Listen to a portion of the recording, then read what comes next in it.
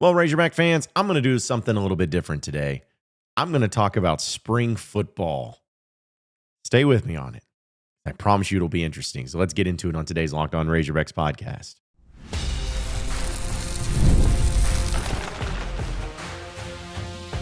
You are Locked On Razorbacks, your daily podcast on the Arkansas Razorbacks. Part of the Locked On Podcast Network, your team every day. And welcome into the Locked On Razorbacks podcast. I am your host, John Nabors. I am also the host of Inside Arkansas Live, which you can catch every weekday starting at noon on Inside Arkansas and InsideArkansas.com. This episode is brought to you by Monarch Money. Take control of your finances with Monarch Money. Use code LOCKEDONCollege at monarchmoney.com for 50% off your first year. Hope everybody had a wonderful weekend, as I know a lot was going on, which we will get into, dealing with a little Razorback baseball action, dropping an SEC series to Georgia. Also give you a latest update on the transfer portal in basketball. Spoiler alert, there is no update, but we do have some things we'll talk about. But I wanted to kind of change it up a little bit today. And I mainly did it because of the fact that I know everybody, listen, I know every one of you are so locked in to, or locked on, if you will, to the transfer portal for basketball and the roster and what's going on with it. I know you are. I know I am. I know I'm following it all day, every day, just waiting for something to happen, waiting for something to change, and it just hasn't yet. Nothing's really gone on. And, you know, we could sit here and go over all the players over and over and over again, but it's just simply to the point to where I know a lot of you are this way, but I know I'm this way. Let's just see it. All right. Let's just let us know. We'll be over here. Like, you know, there was an element of excitement. Like, I looked at it for the transfer portal of like almost like Christmas, except when you don't know when Christmas is actually going to come. Like, imagine how, as a kid, how traumatizing that would be, or at least so frustrating. Is just, you know Christmas is going to be here. You know Christmas is going to be really good, but you have no idea when it's going to hit. And you keep getting teased and keep thinking, oh, this is the day. And it just doesn't happen. It would be pretty demoralizing. And I think that's where a lot of fans are at. And even I'm kind of flirting with it myself. But still, that being said, we'll talk about that. But I wanted to get into a little bit of spring football action because, you know, the spring game, red-white game, Woo Pig weekend, whatever you want to call it, that is happening this Saturday. And they had a scrimmage this past Saturday. And man, I have never in my life seen so little of attention being paid to football and spring football in my life. And I know spring football is very overrated. And I think it's really getting to the point too on people where fans across all of college football aren't exactly just pumped up and excited for spring football. I mean, I saw Alabama's A-Day, which has always been a big thing for them. And it was one of the least attended A-Days they've ever had. And so could that be because they're not exactly excited about the program and the coach? Maybe.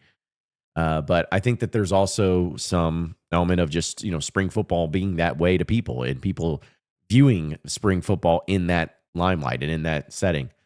And so it's just been hard for people, I think, to really latch onto it, and especially like not knowing any of the players. And I think that that's one of the biggest things is like, you know, this year you had some really big portal pops, which I think in most cases and in most years you have, at least ones, even last year. I mean, having Taylon Green there's a very big intrigue there. I think Jaquindon Jackson was an extremely interesting player. You know, you had new offensive linemen where the offensive line was so bad the previous year that you had new guys from programs like Tennessee with Addison Nichols. You know, like you had some interest there.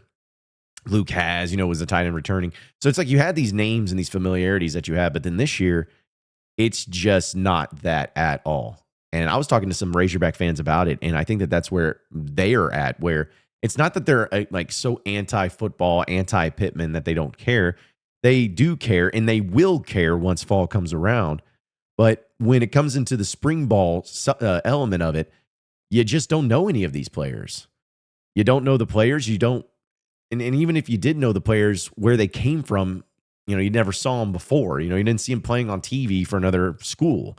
You have to go on YouTube and watch highlights. Some of these players who are at smaller schools, you may not even find many highlights of them.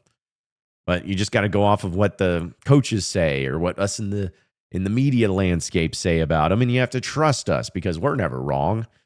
But I'm telling you, it is a very tough thing for football fans right now and for Razorback football fans in general.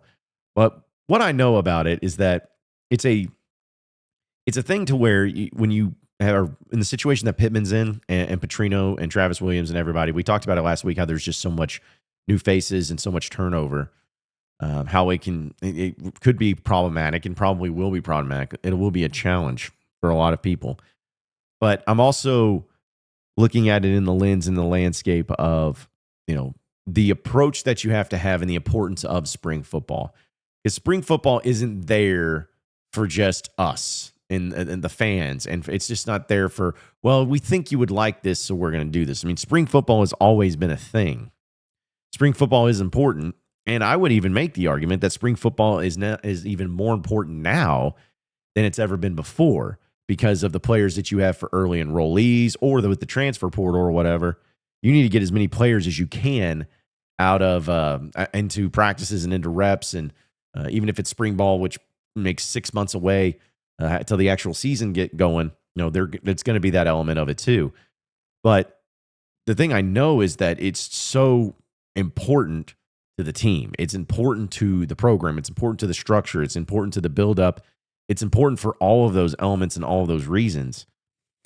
But my biggest concern, though, other than just the roster itself and everything to go along with it, is just a matter of, okay, this spring practice and everything that's gone on with it.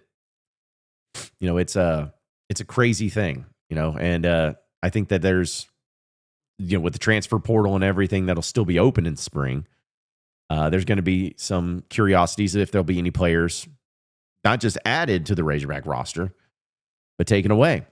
If there'll be players that enter into the roster. Because I'm going to be honest, seeing this stuff with the Nico kid over at Tennessee, for those of you who don't know, he's the quarterback, and actually his brother Madden is at Arkansas. He's the quarterback at Tennessee. And just this past week, and this is really what I wanted to get into for this spring ball segment. Just this past week, he was demanding pretty much $4 million from reports and what they were saying, and that he was not going to play until he got it. He didn't show up to practice, kind of like a holdout, and he didn't communicate with coaches. And now he's entered into the transfer portal. Tennessee's moved on. Josh Heupel's moved on, and Nico has moved on.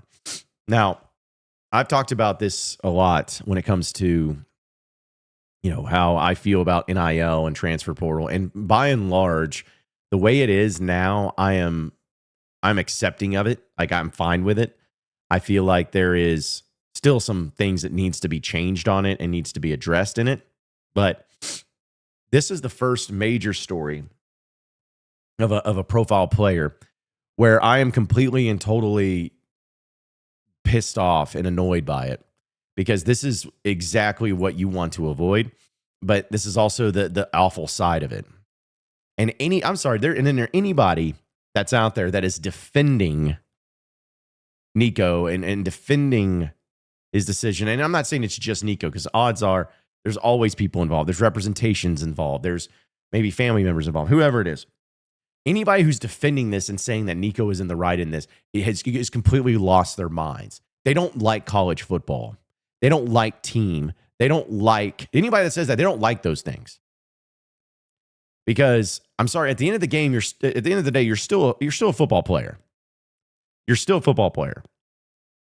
You are still somebody who is going to lead a team, and a team that was in the playoffs last year, mind you, to try to lead a team to their success. You were making, as reports say, $2.4 million already through the NIL program, but you wanted more than that. 2.4 was already more than any other of your teammates were making, and you just didn't show up and you entered into the portal. This is an awful look for Nico. This is not a bad look for Tennessee or for Josh Heupel or anybody. And I've seen former players and people out here just saying like, oh, if you want to blame somebody, blame the NCAA. They're the ones that did it. They should have done this. Yeah, but okay, what the NCAA did or didn't do leading up to this point, yes, was bad and it was awful and it was dumb and they were awful in doing it. But this idea that what happened years ago in the buildup to it is now you can't cast any blame or have any sort of issue with what Nico is doing is just ludicrous. It's stupid. And it's frustrating that people even believe in this.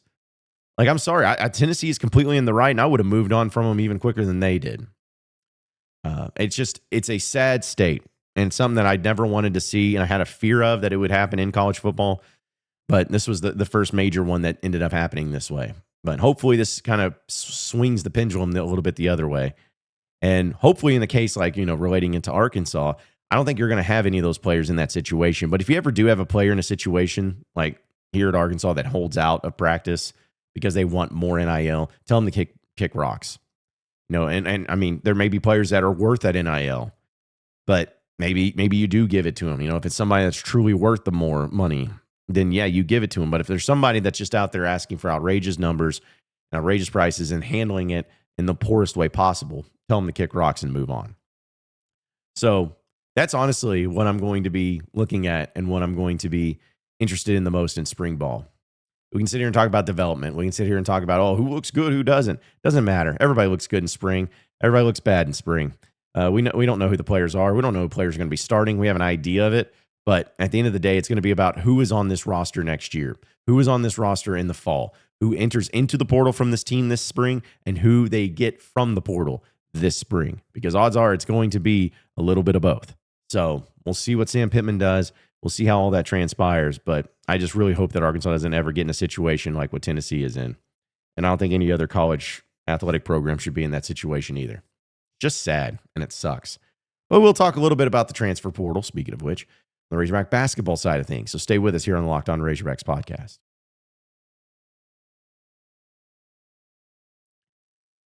All right, Razorback fans, you ever check your bank account and wonder, where did all your money go? Well, between dining out and online shopping and entertainment, it's easy to lose track. That's where Monarch Money comes in, your personal CFO, giving you full visibility and control over all your finances. Monarch Money isn't just a budgeting app. It's a complete financial command center. You can track all your accounts, investments, and spending all in one place. So you stop just managing your money and start actually building wealth. When you have all these different apps that do a lot of different things, it makes it really difficult to keep up with it. But instead of juggling all those apps, you can use Monarch to check all your finances, track your spending, and even have all your planning for long-term goals. Managing money with your partner is smoother than ever, and you can track shared and personal accounts, set goals, and stay on the same page without stress. So take control of your finances with Monarch Money.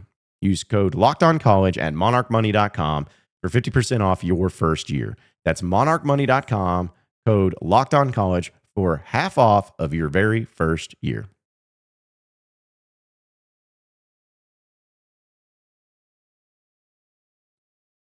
All right, so moving on into the next segment of the Locked On Razorbacks podcast. Transfer portal, John Calipari, Razorback basketball. Did anything happen this weekend? No. Any players announced they're coming back? No. Any players announced that they're committing to Arkansas? No. Any players announced that they're leaving the portal? No. No. Man, it is a trip. I tell you, it is a trip just dealing with this stuff, man. I'm not complaining because it's not my business. It's not my team. It's the team I root for. It's the team you root for. And honestly, it's like, we'll take it for what it is whenever it happens, whenever the team decides to get put together, whenever Cal puts it together. We'll break it down. We'll get excited and everything like that. And it's like the trust in Cal thing. Yeah, of course. But I don't think I've ever seen anything like this where there's just been nothing. And not only that, but the Cal impact, folks, this is what I want to get into. The Cal impact we know about with on the court when it comes to the results and the success and the big time games that you get to play in and the marquee opponents. Like, there's so many things that John Calipari has an impact in that really opens up a lot of doors and gives you a lot of positive attention, a lot of negative attention, but also a lot of positive attention and everything too. But the other thing too that has really hit home and really kind of showed its face about how this Razorback basketball program is going to be ran with John Calipari at the head and doing the things that he's doing is a simple of knowing that no one knows anything. When I say no one, I'm talking about media, national media, local media, everybody. There are so many things that are getting thrown around, so many moving parts to everything that it's almost like you feel like you're being pranked almost, you know? Like there was at least, like I know there was a lot of stuff that would come out and people would be hearing stuff and speculation all the time. That's never been anything new. But there was always an idea of like, okay, there's an understanding of something. You know, if enough people talked about it or saw it or heard it, it kind of became something, at least people in the know. But now it's like whatever Cal and his staff do to make sure that everybody stays hush-hush on literally everything. I don't know, maybe they've been in the military. Maybe they've done counterintelligence. Maybe they've done something to where they just know how to erase tracks and, you know, bring people in to have burner phones. I mean, I don't know what it is, but they have done just an absolutely outstanding job and not giving out anything, any information. I'm talking about not only the staff, but I'm talking about the players they're recruiting. Nothing, not a peep. And I always wonder how they do that, or like what do they do? How do they get into that? Is it like paying them, saying, "Hey, well, if you don't say anything, we'll give you this much money"? Is it just a respect thing? Is it the matter of like, or do they have a third party person that's just that incognito about everything that meets with them? I don't know. I really don't. But it just goes into the Cal impact of how this is just what we're going to have to get used to. You know, the roster will get built, the roster will be there, and who knows? Maybe if you can get something to leak from John Tyson, you know, maybe that'll be the case.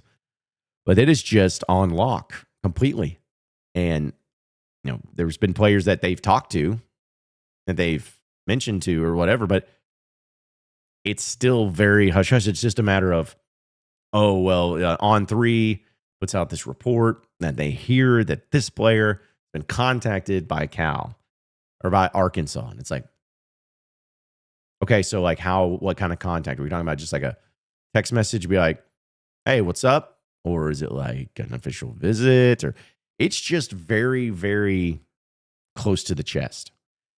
And I'm not mad about that. You know, some media members may get really mad and frustrated by the lack of, you know, communication that they have from coaches, like giving them scoops and giving them some stuff. And I've never been somebody that thinks that that's necessarily important. I mean, if it's your job to be a reporter or a journalist or whatever, that's one thing. But when it comes to just knowing for the sake of knowing, I don't really get down with that. I don't think that's important. The main thing that is important, though, is to understand that all of these times that we've heard about these players that are possibly coming in or Arkansas is looking at or whatever it is, you know, they're like, I think that there is some truth to some of them. I think that it is true on some of them.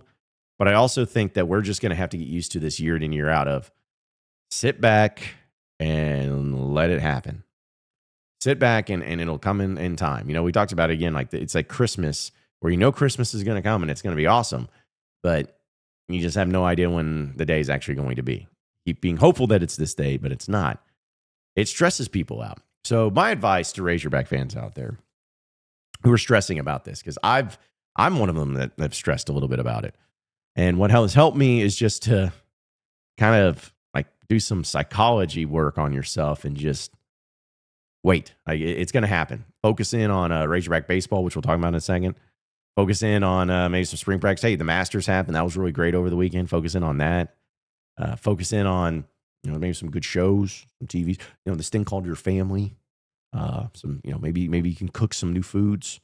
You know, stuff like that. Let the things happen when the chips fall where they may. You know, like just wait for it.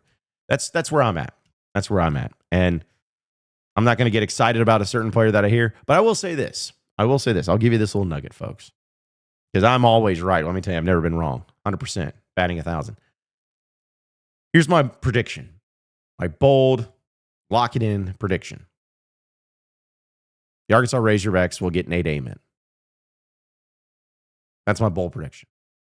I don't know if it's that bold, but it's my crystal ball. We'll call it that. I believe Arkansas will get Nate Ament. And I would be honestly at this point surprised if they didn't. just my feelings. It's just my vibe right now. So how's that for tea? There's my report. Here's my big J journalist. Source has been telling me. I've been saying it for weeks. Oh, gosh. Please add me a player, Cal. We need this. We also need to talk about baseball, too. And it's okay. It's just fine. We'll get to that on the other side of the break. So stay with us here on the Locked On Razorbacks podcast.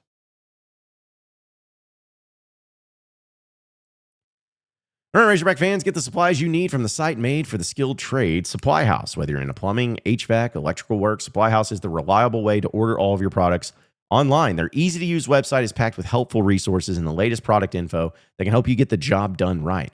Plus, with a complete inventory of over 200,000 parts from 400-plus top brands, you'll find exactly what you need delivered fast and from coast to coast.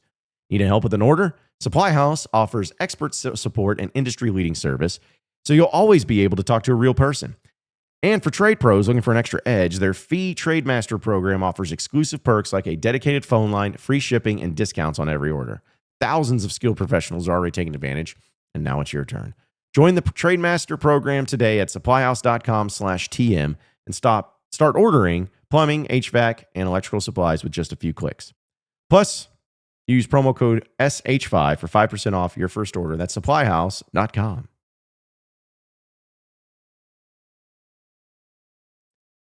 All right, so final segment here on the Locked On Razorbacks podcast. The Razorback baseball team lost the series in the SEC. Lost a 3-game series to Georgia. They lost the rubber match in extra innings, went to 12 innings, but Arkansas lost on a walk-off home run 7-6. And it is totally okay. Now, I want to win every game. You want to win every game. You want to win every series. You want to go into that mentality. You want to go in with that mindset. That's the way it needs to be. But as I told you all, Arkansas is going to lose some SEC series this year. And Georgia's a really good freaking team. And Arkansas historically has not played well over there in Athens. And honestly, you beat the brakes off of them in game 1. In game 2, you were in a position to win. And in game 3, you were in a position to win. You were right there, but you didn't take care of business. It sucks, but it does not make you a bad team. It does not mean the end is near. It does not mean any of the nonsensical, crazy overdramatics that some people will have. It's fine. This team is really still really good. This team did not play well on Sunday. Now, Georgia didn't exactly play well either. They had 5 errors. Which thankfully they had that just to give Arkansas a chance in it. But Arkansas they made mistakes. They left a lot of runners in scoring position, and they had a chance with just their final out to win the game. But they just weren't able to capitalize. Some guys didn't exactly do as well at the plate as you expect them to. But shout out to Aloy for hitting the tying home run in the top of the 9th to send it to extra innings. That was awesome. So you had some good moments there, but yeah, overall, you just didn't play well. And even Dave Van Horn said so much after their game on Sunday. He's like, even if we would have won that game, I would have told him that you didn't play well. So that to me is still where I'm okay with it, because not only because it's baseball and serious things happen and Georgia's a good team, but I also look at it as it's not that the team just doesn't, like they just don't have it. They just don't have the players. They just don't have the talent. No, they just beat themselves. Like they made mistakes. If they don't make the mistakes they do, they win this series easily. But they're the ones that made mistakes, and Georgia capitalized on them. So you look at it as fixable things. Arkansas absolutely has very fixable issues. Because like Kahio Aloy went 0 of 5. 0 for 5. Logan Maxwell 0 for 4 on Sunday. Like that's bad. Kojiel, who's been one of your best hitters, goes 1 for 6. Brent Iredale, 0 for 5. I mean, that's uncharacteristic. That's not what the team has been. So, fixable things. It'll be just fine. Everybody relax. Let's circle the wagons. Let's get back to it. Take care of business in the midweek and get after Texas A&M on Thursday. Shall we? Let's shall. Appreciate everybody listening in and watching into the Locked On Razorbacks podcast. Be sure to like and subscribe to the podcast on iTunes or on Google Play. You can also get after me on Twitter at John Nabors Show for any questions, comments, concerns that you may have. We'll keep it going from there. Same podcast time, same podcast channel tomorrow afternoon. Have a great rest of your day, everybody. See you then.